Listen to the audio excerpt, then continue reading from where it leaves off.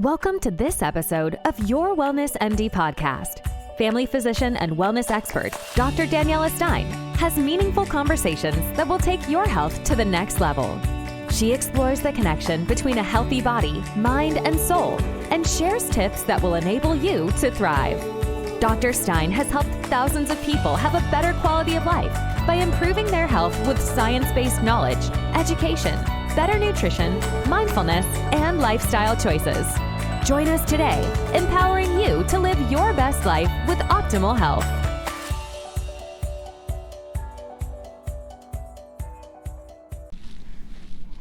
Hi, I'm Dr. Daniela Steyn, and I have Dr. Julia Fountain with me. Welcome. Thank you very much, Dr. Steyn. Nice to be here. Dr. Julia Fountain is a naturopathic doctor, and she's also passionate about menopause, and that's what we'll be talking about today is menopause. Yes. Dr. Fountain is a North American Menopause Society certified menopause practitioner. So that's quite a big thing. And we used to call them NAMS, but now they're just Menopause Society. They rebranded their name a little bit. And I think that's a good place to start. Tell me a bit about yourself. Why are you so passionate about menopause? Tell us. Yeah, absolutely. Well, I'm a naturopathic doctor originally by training, and I've been practicing naturopathic medicine for about 25 years. And then I was seeing a wide range of family-based illnesses and concerns, and working a lot with women initially, and then they'd send in their husbands and then their kids. So very family-oriented practice. And eventually things started to really kind of funnel more into women's health exclusively. And then the pandemic hit. And when the pandemic hit, I found so many women restarting naturopathic care or coming to a naturopath for the first time because they were in their 40s or 50s. And got burned out. Now you had to homeschool. Yes. You had to deal with all the stressors at home. You had to try to work. It was a stressful time for most mums. And quite often as mums, we kind of take extra burden on ourselves, right? Exactly. Exactly. And that was the question they were coming with. Why am I feeling the way I am feeling? Why am I gaining weight? Why am I not sleeping? Is it because of the stress of COVID? Is it because I'm working from home and my gym's been taken away from me? Is it because of the concerns I have for my parents who are in nursing homes? So there was so much happening at that point in time, and that's when I decided, you know what, I really need to make sure that I can really help these women to the full extent of my scope. And so that's really when I studied for the certification through the Menopause Society, and I became NAMS certified, or now Menopause certified Menopause Practitioner.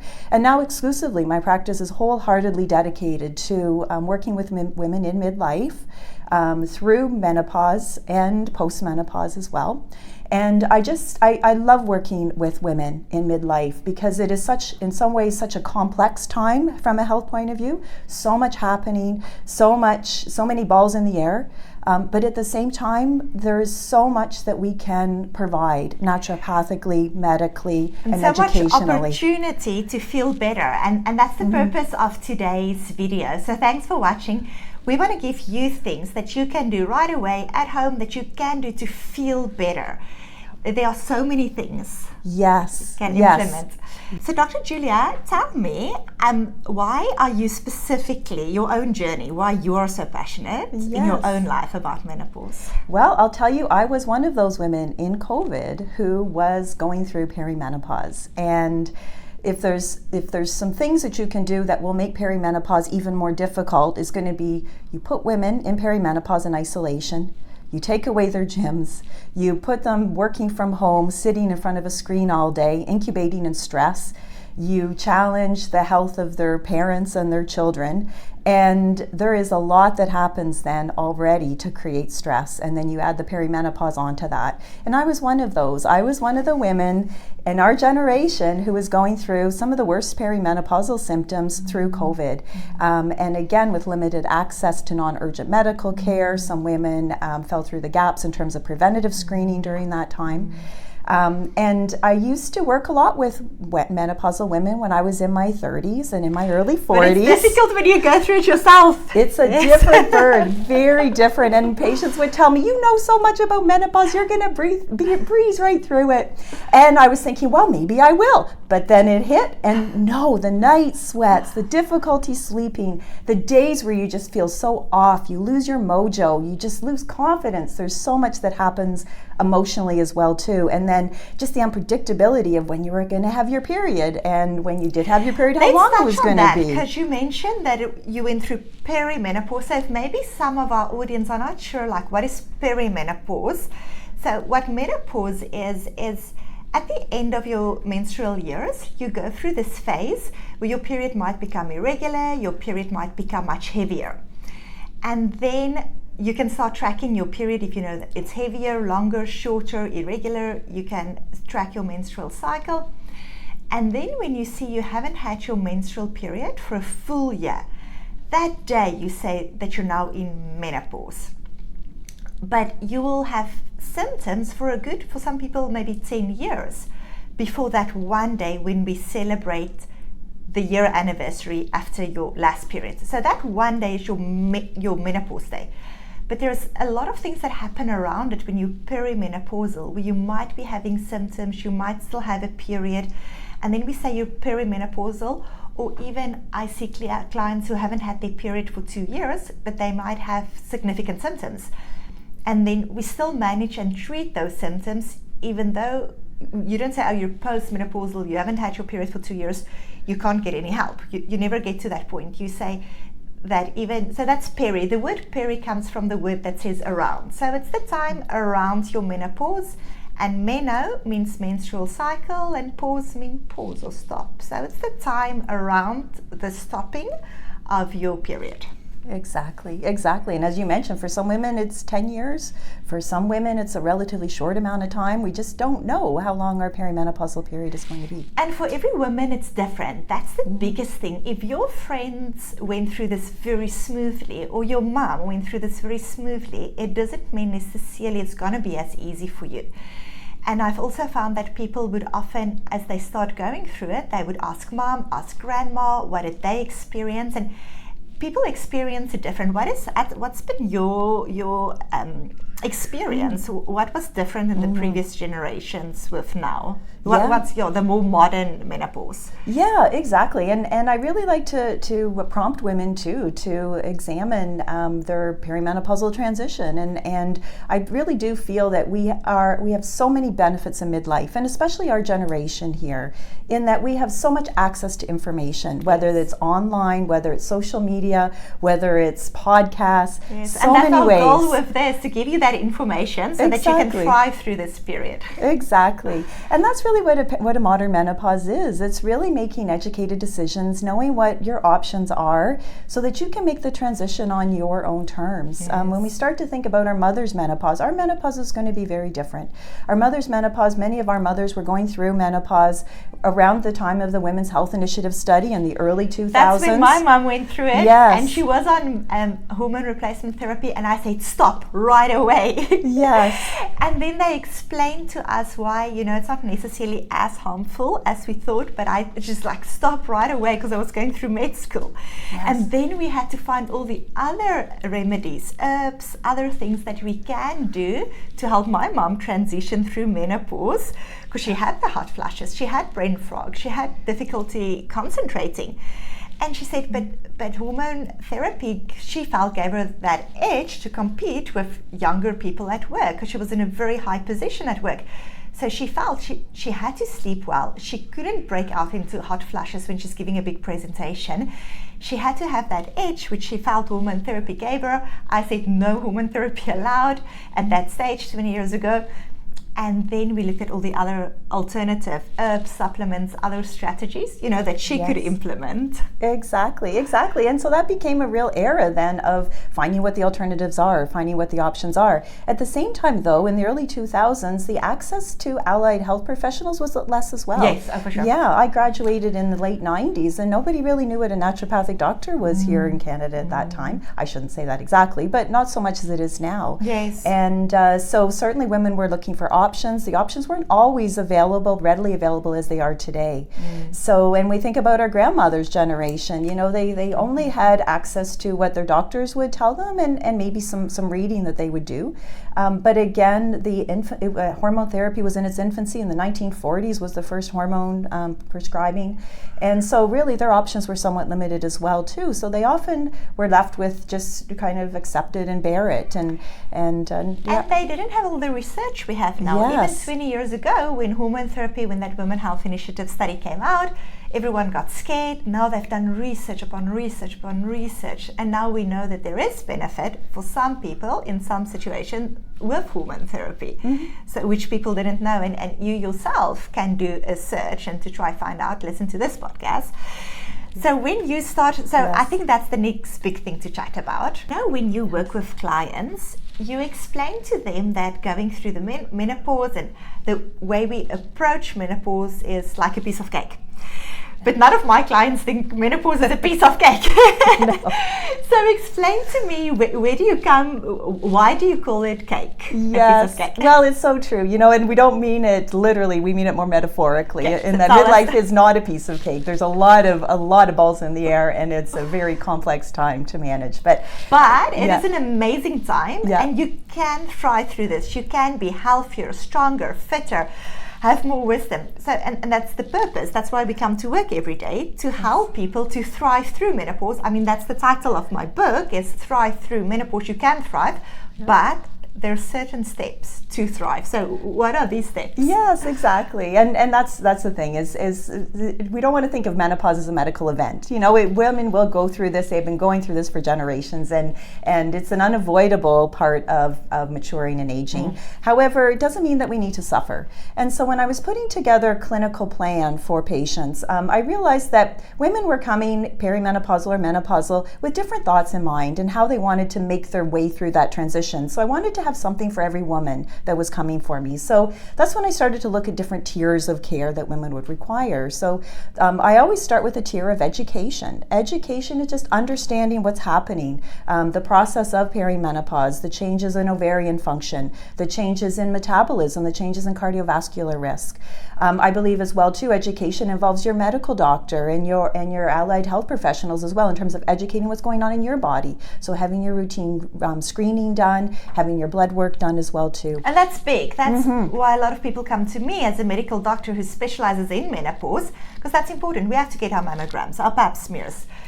I test all my patients every year for type 2 diabetes, thyroid function, your cholesterol. That's quite critical, because that's your biggest risk when you go through menopause, is your risk of heart disease significantly increase with that drop of estrogen. So that's important, that's critical. Exactly, and all women need to know that. All women need to have a certain level of education about what is happening, what their risks are. Personal risk based on their family history and their own numbers, but also generally the changes that do occur in the body with regard to decreases in estrogen. Education is also asking your mother, how is your menopause? How are your friends talking over lunch and dinner and those things. And it's reading, and it's looking at following social media, and it's listening to podcasts and all that education piece. And connecting with other people, asking your friends. If none of your friends are going through it, or you're in a culture where women don't talk as much about it, I started a Facebook group, and you can join that. It's called Thrive Through Menopause. And the only goal with that Facebook group was to connect other women. Because I found my patients, I would often ask them if they have certain symptoms, could it be that you're going through menopause? And they're like, no, I'm too young for that. But now you can see, when you connect with other women, what do they experience? How are they going through it? What are the things that they struggle with? Very similar to you, we're not alone. Other women go through the same things. Exactly, and I think that's what made it so hard through COVID, going through perimenopause, is we had limited access to our tribe. So that's always the first layer of support that I try to provide from women, is make sure they have some of their questions answered, whether they're general questions or more specific questions. The second tier of care had to do with how women take care of themselves, so their lifestyle and self-care. And so some women are really interested to know, well, how do I need to eat? What forms of exercise are good? How do I get better sleep? What's good sleep hygiene practices? Let's talk about mindset. I sense that there's a lot of shifting going on from a transformational point of view, from mindset and spirituality as well. So you're going through this very fast, but I'm currently studying for my board exam, for lifestyle medicine medical board exam. And so what you just mentioned now in 1 minute is what I'm studying through books and books and books. Yes. I want to pause. So you just covered the 6 pillars of lifestyle medicine. So what we're saying is, if you come to Dr. Julia or to me about your menopause, we're not going to give you a pill and then you walk out and you're good. It's not that you just need a supplement and then you're good. No. We look at 3 different big aspects. The one aspect is your nutrition. Your hormones get really balanced by having certain foods full of antioxidants, healthy fats in your diet. That is quite critical. Then we look at your sleep. If you don't sleep well because you're woken by hot flashes, nothing else is going to be okay. You're going to feel more anxious the next day. You're going to feel more irritable. So sleep is absolutely critical. Your movement. When you're stressed out because of hormonal fluctuations, because you're going through a difficult phase, if you exercise, your body uses adrenaline, cortisol, all these negative hormones. The way you eat helps your body. 90% of our happy hormone is secreted in our gut. So serotonin gets really made from the food you eat. If you notice through menopause that you're maybe gaining a bit of weight and now you're going on a restrictive diet, your mood is going to be much worse. So you mustn't cut back on your food. You must add food, but all the good, healthy foods. So that community and spirituality is absolutely critical. People are not happy. There's so many studies that show that even with perfect health, perfect nutrition, perfect sleep, people are not happy if they don't have that incredible community, those people around them who give them joy. You know, how do you find that community? So all these are the pillars of lifestyle medicine, which I'm passionate about. Yes, exactly. Which you just like mentioning. Yeah. But and I know you see so many people and you have to go through but for me that's quite big. Well, and sometimes that takes months. You know, yes. We can't just talk about all of that in one visit, and so it's a process, and often years. It's just tweaking and fine tuning and seeing what works for people their way. Yes, and that's what I found when I started seeing people specifically for menopause. I would go through everything we're going through now and give it to people, and that's overwhelming. So what we're doing now, what I've learned, is to have separate visits and then to also work with a health coach who can help you implement your sleep. I track my patients, their Fitbit or Apple Watch to an app where you can see how much did you sleep. They log their food to see how much did you eat the right foods. But it's a process, and we do it over a 6-month period. And then everyone does feel great. They feel incredible, but after 6 months, it's not something that we fix in one visit. Exactly. And you continually fine tune because, again, our needs change over time. So every decade, there's different considerations we take into account. Yes. Yeah.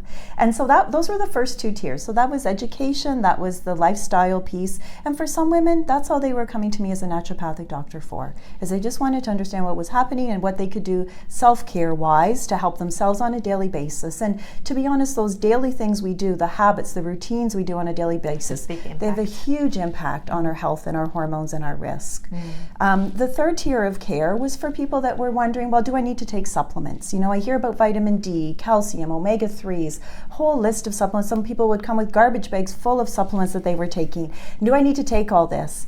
And then the other was just trying to have an idea too whether some women need additional services as well, whether that was mental health counseling, whether that was pelvic floor physiotherapy. That's big. Yes, and those certainly can make a huge difference in a woman's peri- and post-menopausal experience.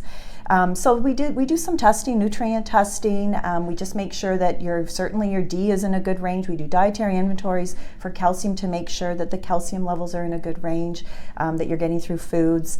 And we really try to start with diet first and fill in gaps with supplements and nutrients if needed. Yes, and that is something that I was quite surprised to find is when I was in med school 23 years ago, I remember vividly when we spoke about supplements, one of the professors there said, if you take a lot of supplements, you're just making your urine more expensive. I remember that very well. And now that I'm working here in hospital, I test all my patients that get admitted. And the majority of my patients are older than perimenopause. They're maybe in their 70s or 80s, but all of them have deficiencies. Magnesium, in zinc, and vitamin D, and vitamin B, all of them. So I realized that's a more extreme group because typically as people get older, They go a little bit on a tea and a toast diet where they don't make as much food, fresh food for themselves. Yeah. But then even we found here where we live in Ontario, even for people who do eat a very wholesome organic diet, our soil is actually depleted of a lot of nutrients. So even if you put in a lot of effort and you eat an organic diet, you might not be getting everything from your diet. Then even if you have an amazing diet, you might have a bit of leaky gut where you're not absorbing all the nutrients. So I found that very helpful. And that's also now that I'm studying for my board exam for lifestyle medicine, I have to go through all the research, all the studies that they've done in the US where they look at deficiencies. And there are so many of deficiencies that they found that the majority of people are lacking in. So I think the first thing is to be aware of that, because you can likely improve with your diet, you know, and a lot of those people they study eat a lot of takeout. Yeah. So I think if you're aware and you make sure you add some spinach and you add some blueberries to your diet, that would be good to first focus on nutrition. But then if you test for it, you might have a significant improvement in your health if you take supplements. I've been testing people who come to me for weight gain. I would always test them because if your body is a little bit low in magnesium or a little bit low in B12, you'll eat more because your body needs something. But if you can identify which it is and you just supplement those or focus on those foods, you'll find that you don't have to eat as much. Exactly. And you mentioned the iron and the B12. Those are very common deficiencies in health conscious women. Yes. And particularly in perimenopause when they're having heavier frequent bleeding. Yes. Yeah. I found that. So actually last week I've seen so many women, and then so a lot of my clients, so some are vegan, but then there are even people who are not on vegan diets, but they just don't like red meat as much, or for health reasons don't eat as much red meat. So then we often see low iron. And you can totally do it on a vegan diet. You must just be aware. Which foods are you going to eat? Test your iron levels again. And what are you doing to increase those iron levels? Because if your iron is low, then your hemoglobin is low, then you don't have enough red blood cells getting oxygen to your brain. You're going to be tired. If you are tired, you're going to have to eat more for energy to get through the day. So that's big. It is. And go and have your iron level checked. Even if that's the one takeaway from today's podcast, Exactly. Go to your doctor, ask for blood work, go and do all your health screening, go for that mammogram, go for that pap smear, check your iron levels. Yes. And we can't forget too that sometimes the symptoms of low iron do overlap with the symptoms of perimenopause. It does. So fatigue, depression, changes in your flow, all of those can be signs of perimenopause. And if you're in your early 40s, it could be that if you're low in iron, you replete the iron, that some of those symptoms actually do resolve with better iron supplementation. Yes, you can feel significantly better. So those are the first three tiers of our cake. So the foundation being education, the cake, which is what we do on a daily basis, how we take care of ourselves, lifestyle. The icing on the cake is what I consider to be the supplements and the additional professional services. And then the sprinkles on top are what I consider to be menopause hormone therapy. And not all women will need menopause hormone therapy going through menopause. Some women will be just fine with the education and the self-care aspects. Some women will be just fine adding a couple of supplements. Some women, however, will need all 4 tiers of care. And so the fact that, again, a modern menopause, we have all 4 tiers of care and support available to us to make sure that we make this transition on our own terms and that we can enjoy the benefits of midlife without having to have the downside of a really rough perimenopause. We don't need to have that anymore. There's so many options, so many ways to experience midlife. There doesn't need to be suffering involved. And I love your analogy because as a medical doctor, people come to me for that sprinkles, for the hormone therapy. So even if I prescribe you hormone therapy, it doesn't mean that you're going to walk out of here happy and healthy, because you have to still do the other things, the whole cake, the lifestyle. You have to really look at your sleep, at your eat, at your relationships. So that's the whole purpose of my wellness clinic. That's what you do every day, what you've been doing the past 20 years, is to really look from a more holistic perspective to someone else, because it isn't going to help to just give hormones. For some people it is a game changer because they can suddenly sleep, mood control.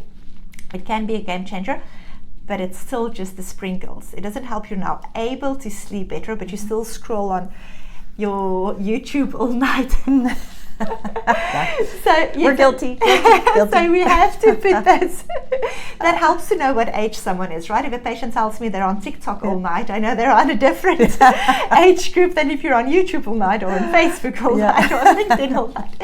But whichever it is, we have to, the whole cake, we have to look at lifestyle, education, and that's really our heart, our passion, and why we're recording this is we want you to know that there is options, that you can be better, that you can thrive through menopause. It can be an amazing experience. Yes. But then if you need help, reach out. Please reach out.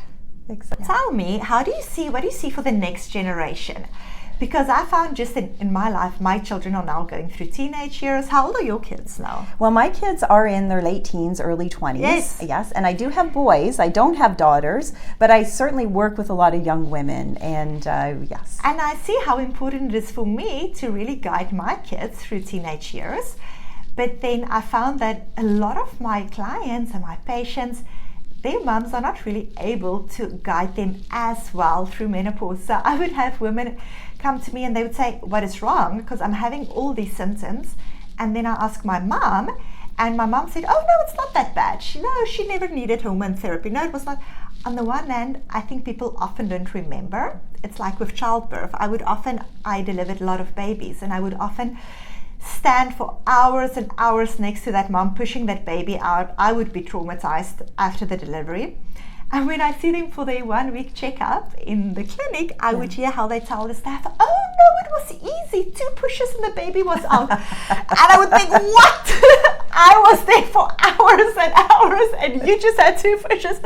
So definitely with childbirth, I know women don't remember how traumatizing it was. And I sometimes wonder if women don't always remember the experience on the one hand, but then on the other hand, what can we do to help the next generation to go through menopause easier? Yes.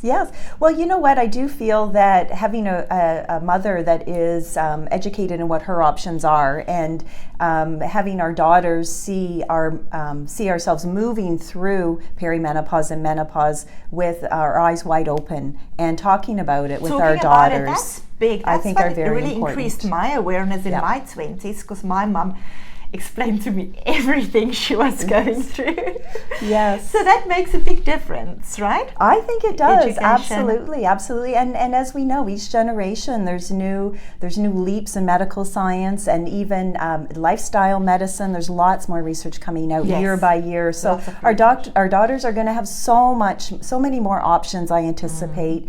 A lot more things to weed through as well, I suspect. But again, the foundation is what it is now, and that is education. Yeah. And having trusted healthcare professionals that you do work with, that do keep up with the research, that do really immerse themselves in the very, very dynamic aspect of midlife women's health. And so keeping those lines of communication open with our own mothers, but also with our healthcare professionals.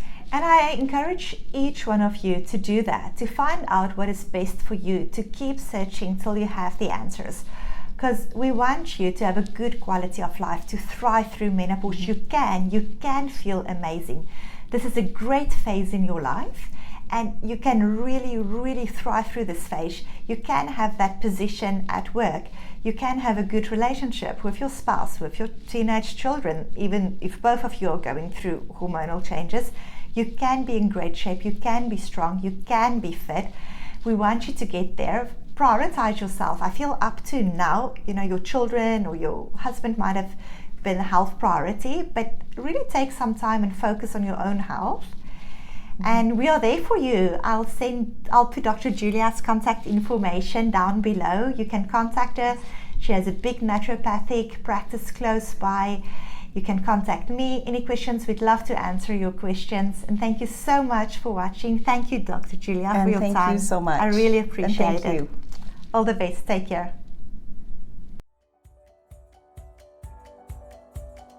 Thank you for listening to this episode today by medical doctor Daniela Steyn. Follow us on social media and subscribe to our newsletter at www.wellnessmdhealth.com to stay up to date on educational resources that will take your quality of life to the next level. The content of this podcast is not intended to be a substitute for professional medical advice, diagnosis, or treatment. Always seek the advice of your healthcare provider. Never disregard medical advice or delay in seeking it because of something you have heard on this podcast. Remember, you are created to thrive.